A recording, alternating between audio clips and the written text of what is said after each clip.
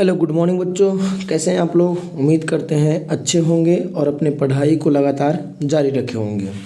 तो आप लोग को मैं बता दूं कि ऑफिशियल जो हम लोग का मॉडल पेपर होता है वो जारी कर दिया गया है बिहार बोर्ड के द्वारा। तो आप एग्ज़ाम में जाने से पहले इस ऑफिशियल मॉडल पेपर को आदम पक्का करके जाइएगा, क्योंकि यहाँ से बबुआ 10 से 15 प्रश्न एकदम हूबहू मिलने वाला है। ठीक है, मैं इसलिए आपको बता रहा हूँ क्योंकि मैं 3 सालों से लगातार इस बातों को मैंने देख चुका है, इसलिए मैं आपको बता रहा हूँ। ठीक है, और आप लोग के धीरे धीरे सारा प्रश्न का मॉडल सेट मतलब ऑफिशियल मॉडल पेपर है वो आप लोग को प्रोवाइड करा दिया जाएगा। ये सब कुछ देख लीजिए आप लोग। ये 100 नंबर का रहेगा, 2024 का है। और यहाँ पे देखिए आप, यहाँ से आपको पैटर्न पता चलेगा कि क्या है इस साल का पैटर्न, है ना। ये क्या बता रहा है कि 100 जो लिखा हुआ है ना वो 100 प्रश्न आपको रहेगा ऑब्जेक्टिव का, 100 प्रश्न ऑब्जेक्टिव का रहेगा। और ये जो प्लस में आपका है ना वो क्या है, प्लस में 6 प्रश्न है वो आपका जा करके सब्जेक्टिव का रहेगा। तो 6 प्रश्न सब्जेक्टिव के आएंगे और 100 प्रश्न कौन सी के आएगा, ऑब्जेक्टिव के आएगा। और ऑब्जेक्टिव के प्रश्न 100 में से 50 ही करना है। तो इस वर्ष अगर आप जा रहे हैं बिहार बोर्ड का एग्जाम देने 12th का, ये 12th के बच्चों के लिए है, 10th के बच्चों के लिए नहीं है, तो आप इसको ज़रूर करके जाइए। ठीक है, चलिए बिना समय गवाए स्टार्ट करते, क्योंकि आज हम लोग को सारा का सारा प्रश्न करना है। ठीक है, चलिए आप लोग को जितना प्रश्न सही होगा उतना आपको कमेंट बॉक्स में लास्ट में लिखना है। ठीक है, कि मेरे साथ इतना सही हुआ। ठीक है, और प्रत्येक दिन आपको इस प्रकार से दे दिया जाएगा। और बुधवार से या फिर बृहस्पति यानी कि थर्सडे वार से हम लोग मैथ के क्लास और फिजिक्स के क्लास हम लोग बोर्ड पर स्टार्ट कर लेंगे। ठीक है, चलिए स्टार्ट करते हैं। सवाल को पढ़ेंगे आप लोग। सवाल क्या कह रहा है? सवाल कह रहा है कि उसने कहा था शीर्षक कहानी में सूबेदारनी ने युद्ध भूमि में अपने पति और पुत्र को बचाने के लिए किससे कहा था। मतलब उसने कहा था, जो कहानी हम लोग पढ़े हैं उसमें जो सूबेदारनी था वो अपने पुत्र और अपने पति को बचाने के लिए किससे कहा था, ये बात आपको बताना है, किससे कहा था ना। तब भाई आपको बता दिया होगा, पता होगा कि सूबेदारनी जो है वो लहना सिंह से क्या करते थे, मोहब्बत करते थे, मतलब कुछ समय पहले बचपन में ही, है ना। तो इसीलिए जब बड़ा हुए तो जब इसको मिलन हुआ तो ये मतलब अपने ये लहना सिंह से बोलते हैं कि जिस प्रकार बचपन में तुमने हमको अपना मतलब हमको रक्षा किया था उसी प्रकार हमारे पति और पुत्र को भी क्या करना, रक्षा करना। तो क्वेश्चन नंबर 1 का पहला प्रश्न का हो गया ए वाला ऑप्शन सही। ठीक है, देखिए आगे चलते हैं। क्वेश्चन को आप लोग सबको करते चलेंगे और जितना हो सकता है प्रश्न उसका आप लोग को जवाब देते चलना है। ठीक है, चलिए आगे चलें। अगला सवाल देखेंगे आप लोग। अगला सवाल क्या है? अगला सवाल फटाफट करेंगे, मतलब जल्दी जल्दी करें। ठीक है, संपूर्ण क्रांति भाषण निम्नलिखित में से किसने दिया था? संपूर्ण क्रांति किसने दिया है? जयप्रकाश नारायण ने दिया। ठीक है, संपूर्ण क्रांति किसने दिया है? जयप्रकाश नारायण ने दिया। आप लोग एकदम फटाफट करते चलना। संपूर्ण क्रांति किसने दिया है? जयप्रकाश नारायण ने किया है। चलिए, ओ सदा नीरा शीर्षक निबंध में किसने रचना, मतलब किस रचनाकार का है? ओ सदा नीरा जो है वो किसने लिखा है वो बताना है आपको। ठीक है, तो ओ सदा नीरा जो है वो जगदीश चंद्र माथुर के द्वारा लिखा गया था। कहाँ जगदीश चंद्र माथुर? ऑप्शन नंबर बी में है, जगदीश चंद्र माथुर द्वारा लिखा गया था। ओ सदा नीरा जो है वो जगदीश चंद्र माथुर के द्वारा लिखा गया था। अच्छा प्रश्न है, आप लोग सबको बढ़िया से शुरू करेंगे। अगला, जूठन शीर्षक आत्मकथा निम्नलिखित में से किसकी है? जो जूठन है वो शीर्षक आत्मकथा निम्नलिखित में से किसकी है? मतलब जूठन जो है वो कौन लिखे? तो इस ये जो है वो ओम प्रकाश वाल्मीकि के द्वारा लिखा गया है। आप लोग ये सब बढ़िया से पढ़े होंगे और अगर नहीं पढ़े हैं तो आप लोग कमेंट करेंगे। सारा कहानी को हम अच्छा ढंग से फिर से पढ़ा देंगे। इसका सब्जेक्टिव और ऑब्जेक्टिव क्वेश्चन मॉडल पेपर के तौर पर जारी कर देंगे। ठीक है, मतलब ला देंगे। ठीक ना। 5 वाला, शिक्षा निम्न में से किसकी रचना है? शिक्षा जो है वो किसकी रचना है? तो इसका आंसर हो जाएगा जे कृष्णमूर्ति जो है, इन्होंने क्या किया, शिक्षा को लिखे हैं जे कृष्णमूर्ति। ठीक है ना। 5 का हो जाएगा बी वाला आपका, J Krishnamurti is the right answer. ठीक है, अगला 6 वाला देखेंगे। 6 वाला प्रश्न क्या है? जायसी की रचना निम्नलिखित में से कौन है? जायसी की रचना, मतलब जायसी जो है उसका रचना किसने किया था? पद्मावत, उर्वशी, बीजक या अधिनायक? जल्दी जल्दी बताएंगे, बहुत ज़्यादा प्रश्न है। तो Padmavat is the right answer. ठीक है, Padmavat is the right answer. अगला 7 नंबर प्रश्न देखेंगे। जहाँ भय है वहाँ मेधा नहीं हो सकती, यह कथन किस लेखक का है? जहाँ भय है वहाँ मेधा नहीं हो सकती, यह कथन किस मतलब लेखक का है? तो जे कृष्णमूर्ति का लेखक है है कि जहाँ भय है वहाँ मेधा नहीं हो सकती, ठीक ना। चलिए अगला, सूरदास के पद कौन सा रस, सूरदास के पद में कौन सा रस नहीं पाया जाता, ठीक ना। वात्सल्य रस होता है, श्रृंगार रस भी है, भक्ति रस भी है, तो कौन सा रस नहीं पाया जाएगा, वीर रस नहीं पाया जाएगा। कौन सा रस नहीं पाया जाएगा सूरदास में, तो वीर रस नहीं पाया जाएगा। हिंदी साहित्य का सूर्य किसे कहा गया है, तो हिंदी साहित्य का सूर्य जो है, देखिए सूर्य को आप इस प्रकार से आप कह सकते हैं, सूर्य को सुर बोलने में थोड़ा सा लग रहा है सेम नहीं है, तो याद रखना सूर्य और सुर दोनों सेम है। तो हिंदी साहित्य का सूर्य जो है वो सूरदास को कहा गया है। किसे कहा गया है, सूरदास को कहा गया है, आप इसको याद रखें। अगला, पठित पाठ के आधार पर पंचायती राज में क्या खो गया है, तो पंचायती राज में पंच परमेश्वर खो गया है। ऐसा कहा जाता है कि पंच जो है वो परमेश्वर यानी भगवान का रूप होता है, ठीक है। और जो पंच के पद पर बैठता है उसको मतलब कितनों भी अपना दुश्मनी हो, जो भी हो, सब कुछ भुला के अपना निर्णय को सुनाता है, ठीक है। चलिए अगला, एक लेख और एक पत्र में भगत सिंह ने निम्न में से किसको पत्र लिखा है, तो भगत सिंह लिखे थे सुखदेव को पत्र, और उसमें बताए थे कि छात्र को भी क्या करना चाहिए, राजनीतिक में भाग लेना चाहिए, ठीक है। अगला, जयशंकर प्रसाद के नाट्य कृति निम्न में से कौन है, जयशंकर प्रसाद के नाट्य कृति कौन सा है, तो ध्रुव स्वामी इसका है। ध्रुव स्वामी कौन सा है, ऑप्शन नंबर ए में है, ध्रुव स्वामिनी। आषाढ़ का दिन तो एकदम बिल्कुल नहीं हो सकता है, ठीक है। चलिए अगला, तार सप्तक का प्रकाशन वर्ष है, तार सप्तक जो है इसको कब प्रकाशित किया गया था, तो 1943 में इसको प्रकाशित किया गया था। मोस्ट इम्पोर्टेंट है। सुभद्रा कुमारी चौहान के पिता का क्या नाम था, तो ठाकुर रामनाथ सिंह इसका नाम था, ठीक है। सबको मालूम है सुभद्रा कुमारी चौहान के पिता क्या नाम था, तो ठाकुर रामनाथ सिंह नाम था, ठीक है। शेख सरिया पुरस्कार निम्नलिखित में से किसको मिला, शेख सरिया पुरस्कार निम्नलिखित में से किसे मिला है, तो ये मिल गया सुभद्रा कुमारी चौहान को। शेख सरिया पुरस्कार सुभद्रा कुमारी चौहान को मिला, ये आप लोग को ध्यान रखना, ठीक है। अगला, अर्धनारीश्वर हिंदी साहित्य की कौन सी विद्या है, तो अर्धनारीश्वर जो है वो आपको जा करके निबंध है, क्या है, निबंध है। आप जब गूगल पर सर्च कीजिएगा तो इसको निबंध नहीं देता है, लेकिन आप इसको आंसर पक्का मानेंगे, इसका आंसर जो है वो निबंध होगा, राइट होगा, ठीक है। इसका आंसर क्या होगा, निबंध, इसका आंसर बिल्कुल राइट होने वाला है, ठीक है। एक सेकेंड थोड़ा बाबू, कितना नंबर प्रश्न में थे हम लोग, निबंध 16 नंबर प्रश्न में थे, ठीक है ना। देखेंगे इसको, 17 नंबर प्रश्न देखेंगे क्या बोला है। सरोज जो है वो स्मृति शीर्षक रचना की कौन सी विद्या है, सरोज जो है वो स्मृति शीर्षक मतलब की कौन सी रचना है, से बताना है, मतलब कौन सी विद्या है, देशभक्ति, शोक भक्ति, लोक भक्ति या भक्ति गीत, कौन सा होगा से बताना, जल्दी से जल्दी आप लोग बताएंगे जरा इसको, ठीक है। तो राइट आंसर होगा शोक गीत, ठीक है ना। अब शोक गीत कहाँ है, शोक गीत आपका ऑप्शन नंबर सी में हुआ शोक गीत, ठीक है। आगे चले 18 नंबर सवाल, चंद्रधर शर्मा गुलेरी का जन्म स्थान कहाँ है, तो चंद्रधर शर्मा गुलेरी जो है वो राजस्थान के जयपुर में जन्म लिए थे, राजस्थान के जयपुर में जन्म लिए थे। तो राजस्थान कहाँ है, सॉरी जयपुर कहाँ है, राजस्थान में, आप लोग को ध्यान रखना। चंद्रधर शर्मा गुलेरी हो गए राजस्थान जयपुर में। अगला, रामधारी सिंह दिनकर के जन्म का स्थान कहाँ, ये तो मुझे ऐसा लग रहा है कि एकदम मेन पेपर में भी आने का चांस है, ठीक है। ये सिमरिया बेगूसराय है जो है वो एकदम राइट है, ठीक है, सिमरिया बेगूसराय। अगला, संस्कृत के 4 अध्याय की रचना किसने किया था, जरा बताना। संस्कृत के 4 अध्याय के लेखक है रामधारी सिंह दिनकर, रामधारी सिंह दिनकर, ठीक है। अगला 21 वाला, अज्ञेय का जन्म स्थान कहाँ है, अज्ञेय जो है सच्चिदानंद हीरानंद वात्सय अज्ञेय जो इसका नाम है उसका जन्म स्थान कहाँ है, तो कुशीनगर में है। कहाँ है, कुशीनगर कहाँ है, तो कुशीनगर उत्तर प्रदेश में है, ये आप लोग को ध्यान रखना, ठीक है। चलिए अगला, ये बहुत अच्छे ढंग से आप लोग करके जाना, और कितना सही हो रहा है वो आपको कमेंट बॉक्स में लेना है।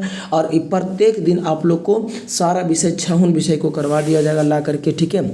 जगदीश चंद्र माथुर का जन्म स्थान है, यानी जगदीश चंद्र जो माथुर जो है वो कहाँ जन्म लिए थे, जरा आप लोग को बताना है। तो ये शाहजहाँपुर है ना, शाहजहाँपुर उत्तर प्रदेश में जन्म लिए थे, आप लोग को याद रखना है, Shahjahanpur Uttar Pradesh is the right answer, ठीक है। मोहन राकेश के बचपन के नाम क्या था, तो मदन मोहन गुगलानी जो है वो इसका बचपन के नाम, बहुत राइट हो जाएगा, ठीक है, मदन मोहन गुगलानी। आगे दिख रहा है आप लोगों को सवाल। प्रश्न नंबर 24 देखेंगे। बोला रामधारी सिद्दीनकर को किस कृति पर भारतीय ज्ञानपीठ पुरस्कार मिला था? तो ये उर्वशी के लिए उसको भारतीय ज्ञानपीठ पुरस्कार दिया गया था। ठीक है, आगे प्रश्न नंबर 25 देखेंगे क्या बोल रहा है। बोला हिंदी कहानी के विकास में मील का पत्थर निम्नलिखित में से कौन कहानी है? मील का पत्थर, तो मील का पत्थर जो है वो उसने कहा था को कहा जाता है मील का पत्थर। ठीक है, उसने कहा था को क्या कहा जाता है? मील का पत्थर कहा जाता है। आगे चलेंगे। हजारा सिंह किस कहानी के? बौधा सिंह, हजारा सिंह, लहना सिंह, ये सब किस में आएगा? उसने कहा था। इस पर एक फिल्म भी बना हुआ है। ठीक ना, अगर मौका मिले तो कभी देखना, उसमें पूरा बढ़िया से समझ में आ जाएगा। ठीक ना। कल देखते नहीं यह रस्सी रेशम से गढ़ा हुआ सालू, यह उक्ति जो है वो किस कहानी का है से बताना। तो इसमें आपको ये क्या नाम है उसका जी, जो लड़कियां थी उसको कुछ बोला गया है, अरे क्या बोला गया, सूबेदारनी।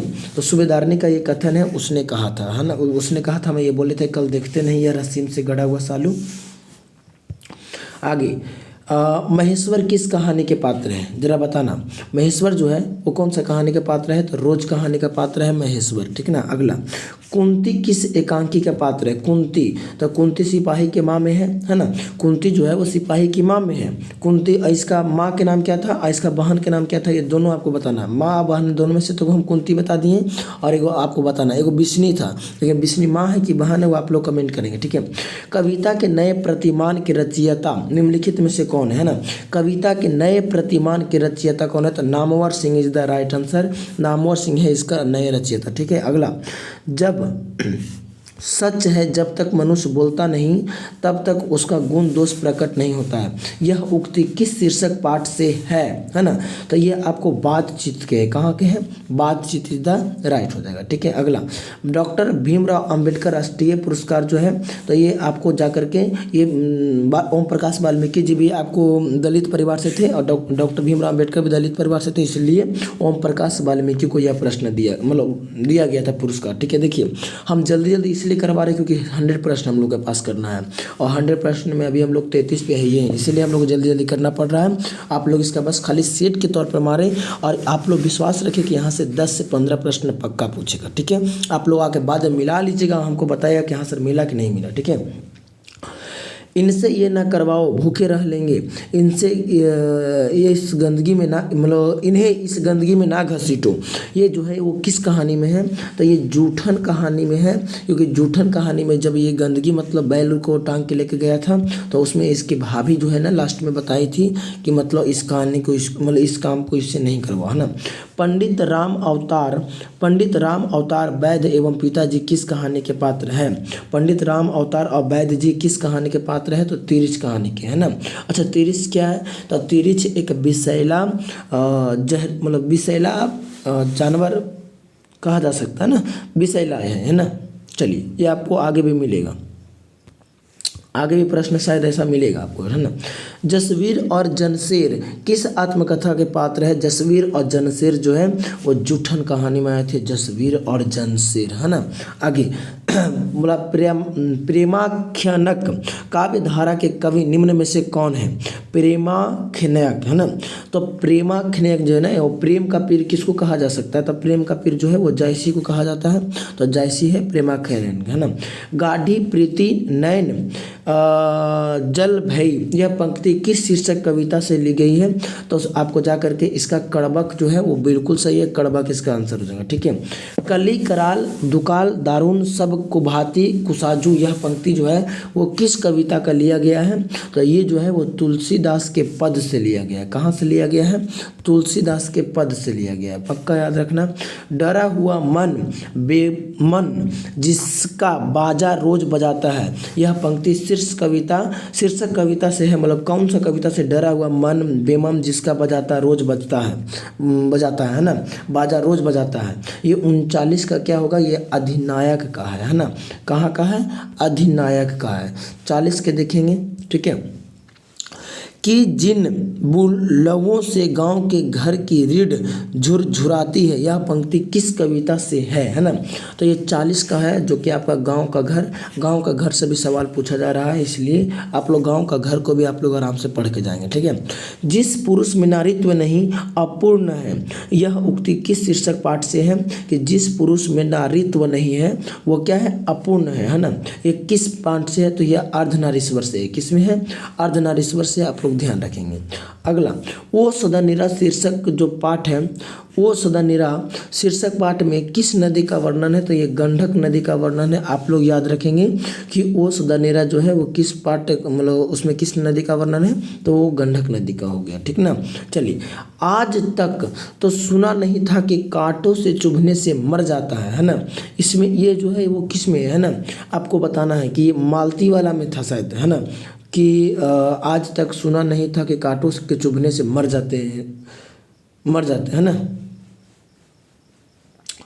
ये किस में है, ये आपको जाकर के रोज में है, तो मालती वगैरह सब रोज में ही नाम मिले थे। आगे, तिरिच कहानी किस प्रकार की रचना है। तिरिच कहानी जो है वो किस प्रकार की रचना आप लोग को बताना है, तो ये आपको जाकर के जादुई कहानी है ना, जादुई या यथार्थवादी है, जादुई यथार्थवादी। अगला, ग्रेंगिन शीर्षक रचना के रचयिता निम्नलिखित में से कौन है। ग्रेंगिन शीर्षक रचना के रचयिता निम्नलिखित में से कौन है ना। तो ये आपको जाकर के अज्ञेय जी है ना, सच्चिदानंद हिरानंद वात्स्यायन अज्ञेय। तिरिच शीर्षक पाठ में तिरिच क्या है, लो आ गया, तिरिच क्या है, तो तिरिच क्या है, विषैला कीड़ा है, विषैला कीड़ा है ना। दलित साहित्य का सौंदर्य शास्त्र के रचयिता निम्नलिखित में से कौन है, जल्दी करेंगे, ठीक है। तो ये आपको जाकर के ओम प्रकाश वाल्मीकि है। कौन है, Om Prakash Valmiki is the right answer. पुंडलीकज्जी का संबंध निम्नलिखित में से किस रचना से है, ठीक है। पुंडलीकज्जी का संबंध निम्नलिखित में से किस रचना से है, तो ये आपको जाकर के ओ सदा निरा से है। किससे है, ओ सदा निरा से है, आप लोग ध्यान रखेंगे। सिपाही की माँ एकांकी में निम्न में से कौन पात्रा नहीं है, मतलब सिपाही की माँ में कौन नहीं थी, कुंती थी, बिस्नी थी, मुन्नी भी थी, मालती नहीं थी, है ना। मालती शायद आपको रोज में आया था, किस में आया था मालती, एक बार कंफर्म आप लोग कर लेंगे, तो ये आपको मालती इसमें नहीं थी, ठीक है। आगे, उन दिनों गांव में मरने वाले पशुओं को उठाने का काम भी चूहाड़ों के जिम्मे था। यह पंक्ति किस कहानी में, तो ये जूठन कहानी में बैल वगैरह पशुओं को मरने वाला उठाने वाला बात है ना। बिना वेतन के लिए एक शब्द, देखिए अब यहाँ से 51 हो गया, यहाँ से अब व्याकरण चालू हो गया। क्या आ गया, आपको व्याकरण चालू हो गया है। आपको ध्यान रखना है कि व्याकरण जो है, अब पहले क्या होता था कि देखेंगे ना कि पहले किताब वाला जो है वो लगभग 40 प्रश्न रहता था, अब व्याकरण से 60 प्रश्न रहता था। लेकिन इस वर्ष देख रहे हैं क्या कि 50 प्रश्न जो है वो यहाँ से है और 50 प्रश्न आपका व्याकरण से, ठीक है। ये इसीलिए मॉडल पेपर जारी किया जाता है ना, ताकि ये आपको मतलब अंदाज़ा लगा लेने के लिए जारी किया जाता है कि आप अंदाज़ा लगा लीजिए कि आपका प्रश्न कैसा आने वाला है, ठीक है। तो हिंदी का तो भाई हम लोग को सेट अच्छा खासा लग रहा है, तो हिंदी का ज़्यादा भारी नहीं रहेगा। हिंदी में आप लोग एकदम झंडा गाड़ के आएंगे।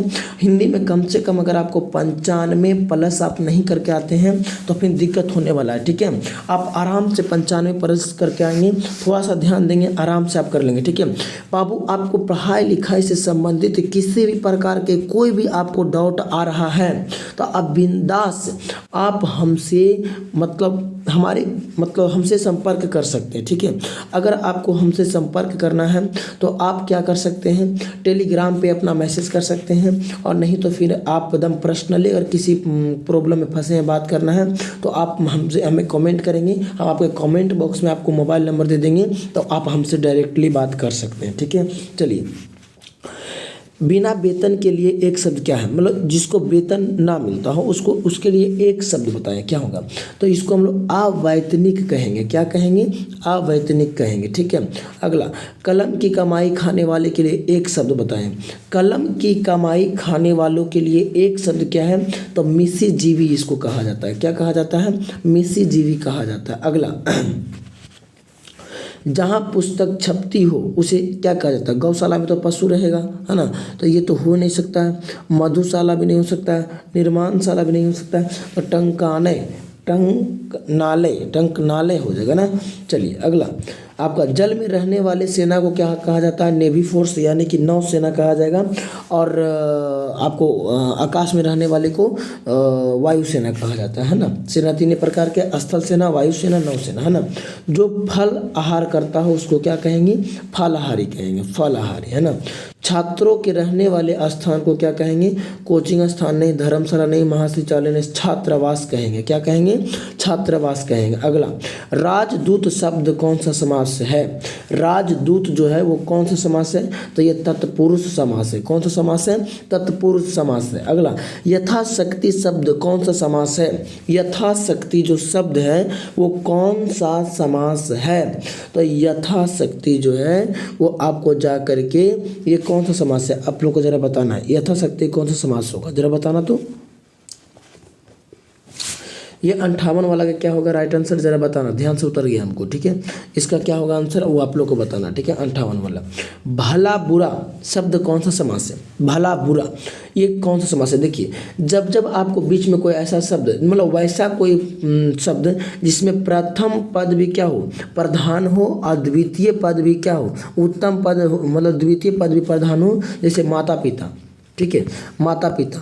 तो मतलब आप अगर नहीं भी दिमाग काम कर रहा है तो वैसा शब्द जिसके दोनों को लिखने के बीच में यहाँ पे ऐसे डैश देगा ना, उसके लिए बस एक ही चीज़ आता है, वो है द्वंद्व समास। जैसे माता पिता हो गया और आपका हो गया भाई बहन, ये सब क्या है? ये सब आपको द्वंद्व समास हो गया, है ना, द्वंद्व समास हो गया। अगर कहीं पे कोई संख्या का बोध करवा देगा तब वो द्विगु हो जाता है। संख्या का बोध करवाने पर वो द्विगु हो जाएगा, ठीक ना। चलिए आगे चलते हैं। इसको बताएंगे 60 वाला। दोपहर शब्द कौन सा समास है? दोपहर ये कौन सा समास है? दोपहर, देखिए इसमें दोपहर में प्रथम पद में ही क्या आ रहा है? दो आ रहा है ना। प्रथम पद में ही दो आ रहा है। तो आपको जस्ट बताया हम, जिसमें प्रथम पद में जो संख्या का बोध करवा देगा वो द्विगु होता है, ठीक है। चलिए ये देखिए अभी जस्ट करवाए हम। माँ बाप शब्द में कौन सा समास है? तो ये द्वंद्व समास है। माता पिता यानी द्वंद्व समास है ना। इसको करेंगे। चतुरानन, चतुरानन शब्द में कौन सा समास है जरा बताएंगे। चतुरानन में कौन सा समास है? आप लोग कहें सर चतुरानन में चार का बोध हो रहा है, तो ये आपको द्विगु होगा, लेकिन द्विगु तो ऑप्शन में है नहीं, तो क्या हो जाएगा? बहुब्री हो जाएगा ना। चतुरानन, है ना। बुढ़ापा, बुढ़ापा हो गया, मिठास हो गया, ये सब क्या है? ये सब भाववाचक संज्ञा है, भाववाचक संज्ञा है ना। भाव कर रहे हैं हम लोग कि ये मिठास है, बुढ़ापा है ना। पाटलिपुत्रा शब्द कौन सा संज्ञा है? देखिए, जब कोई किसी स्थान का नाम पूरा पर्सनली बता देता है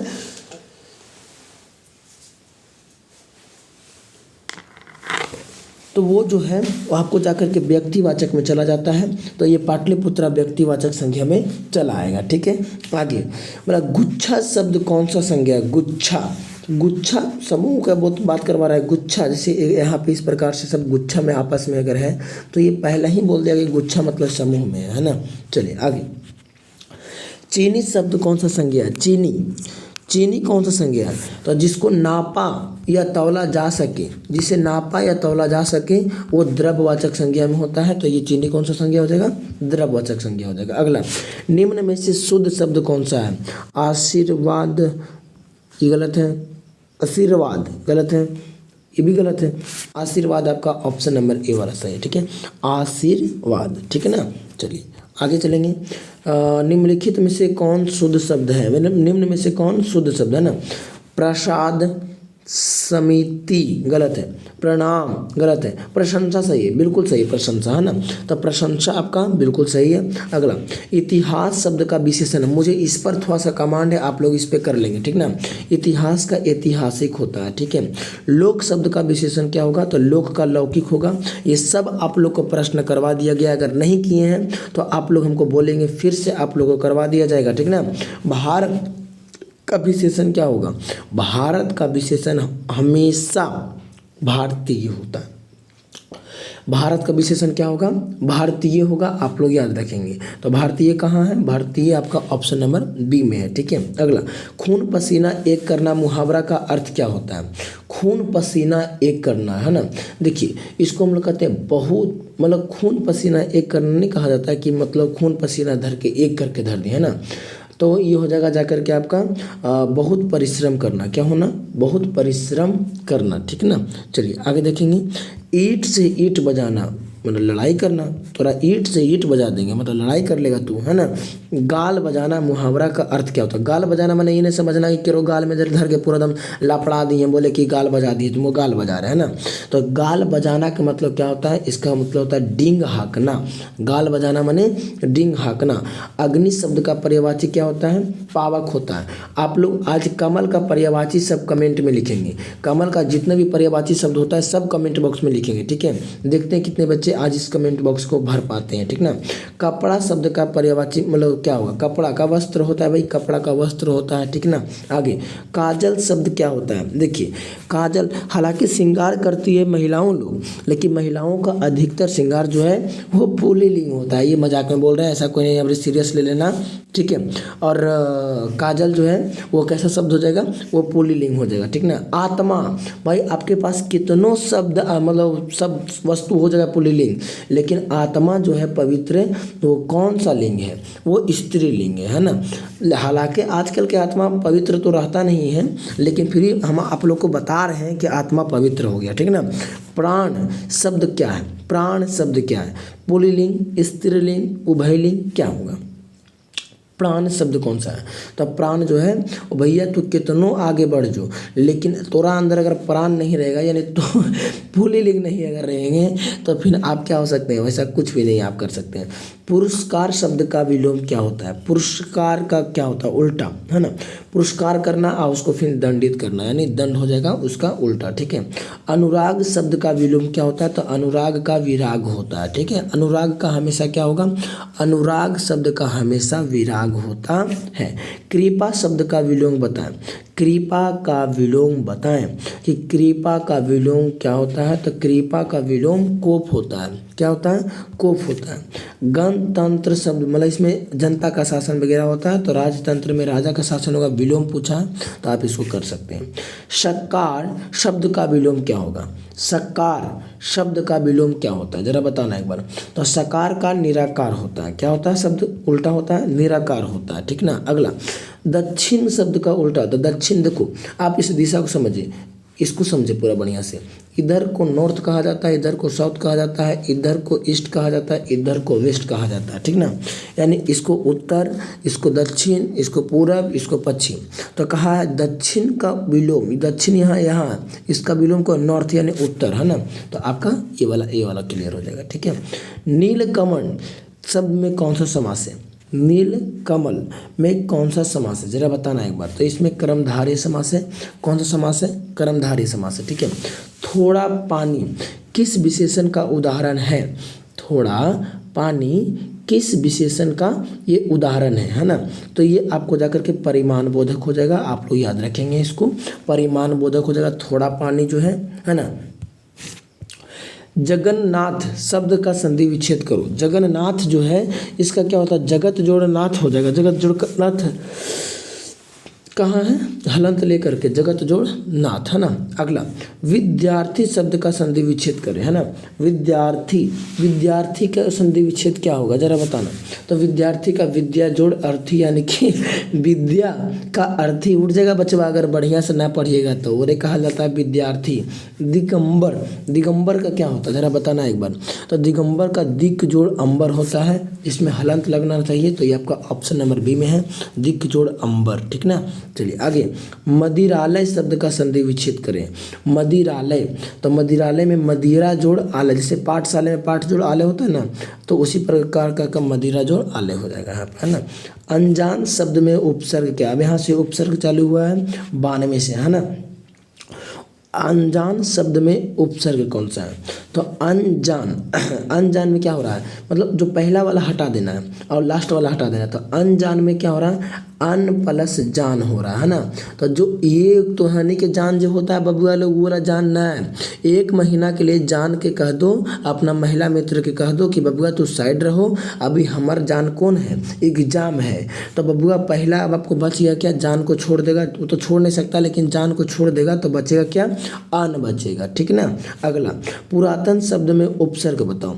तो पुरातन शब्द में कौन सा हो जाएगा, पुरातन, है ना, पुरातन। जरा बढ़िया से बोलेंगे तो आपको पूरा पता चल जाएगा, देखिए पूरा पता चल जाएगा, यानी पुरातन में आपको पूरा मिल रहा है ना।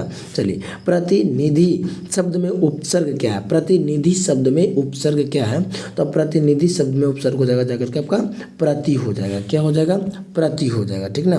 95 के बोलेंगे उपभाषा शब्द में उपसर्ग क्या है, उपभाषा में आपको उप हो जाएगा, क्या हो जाएगा, उप हो जाएगा। विशेष शब्द में उपसर्ग क्या है, तो विशेष में आपका जाकर के विजोड़ शेष होता है ना, तो ये विशेष हो जाएगा, ठीक है। चलिए 97 के देखेंगे, 96 बता दिए ना, 97 के देखेंगे, है ना।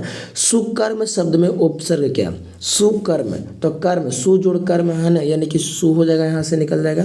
मैं स्वयं खा लूँगा, यह किस सर्वनाम का उदाहरण है, मैं स्वयं खा लूँगा, तो ये निजवाचक है, मैं स्वयं यानी अपना निजी के बारे में बता रहा है, तो मैं स्वयं खा लूँगा, है ना। बेईमान शब्द का, बेईमान शब्द है ना, बेईमान का तो उल्टा ईमानदार हो जाएगा। बेईमान क्या, देशज है, विदेशज है, तत्सम है, तत्भव है। तो बेईमान जो शब्द है ना, वो कहीं ना कहीं फ्रांस वाले शब्द से भी मिल के बना, फ्रेंच से, है ना, तो फ्रांस वाला शब्द है, यानी विदेशज हम बोल सकते हैं, ठीक है। और 100 का है, लिंग हिंदी में कितने प्रकार के होते हैं। देखो ये बात बहुत गहराई से पूछ रहा है, हिंदी कहेगा तो 2 होता है, हिंदी में लिंग जो है वो 2 होता है। और अगर आपको संस्कृत में पूछेगा, संस्कृत में, तो संस्कृत में 3 होता है, क्योंकि एगो पुल्लिंग, एगो स्त्रीलिंग और एगो उभयलिंग संस्कृत में हो जाता है, और इसमें केवल पुल्लिंग और स्त्रीलिंग होता है, तो ये आपका 2 हो जाएगा, ठीक है। चलिए, अब आप लोग अगर चैनल पे नए हैं तो चैनल को हमेशा सब्सक्राइब करके रखो, ठीक ना। और एक बात, कितना आपका सही हुआ वो आप लोग ज़रूर बताएंगे कमेंट बॉक्स में, और क्लास कैसा लगा वो भी आप लोग को बताना, ठीक है। और वीडियो पे नए हो तो वीडियो को लाइक भी ज़रूर करें यार, ठीक ना। और अपने दोस्तों के पास शेयर करें ताकि उसको भी मौका मिल सके कि वो भी अच्छा अपना एग्जाम में प्रदर्शन कर सके। इसको आप मोर देन ज़्यादा से ज़्यादा बार आप रिवाइज कर लीजिएगा, है ना।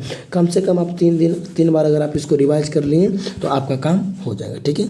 चलिए, तो हम लोग आज के सेवा को यहीं तक रखते हैं, मिलते हैं कल आप लोग को। हो सकता है कल बायोलॉजी के हम ऑफिशियल जो मॉडल सेट है वो बायोलॉजी वाला कल करवा देंगे हम, ठीक है ना। आप एक बार ध्यान से देख लीजिएगा, वीडियो शाम को या तो फिर मॉर्निंग में आ जाएगा। अभी तो कंफर्म नहीं कर सकते हैं, लेकिन हम कह सकते हैं कि शाम को ज़्यादा आप विश्वास रख के वीडियो 6 बजे शाम तक आपको मिल जाएगा, ठीक ना। 6 बजे शाम तक आपको वीडियो मिल जाएगा, तो आप यहाँ पे बता दीजिएगा। लाइव क्लास भी चलेगा, लेकिन थोड़ा सा रुको अभी, ठीक है। चलिए, तो कितना प्रश्न सही हुआ आप लोग लिखे होंगे ज़रूर। चलते हैं, आज की सेवा यहीं तक, मिलते हैं अगले क्लास में। ओके, सबको बाय बाय, टाटा, अपना ध्यान रखना।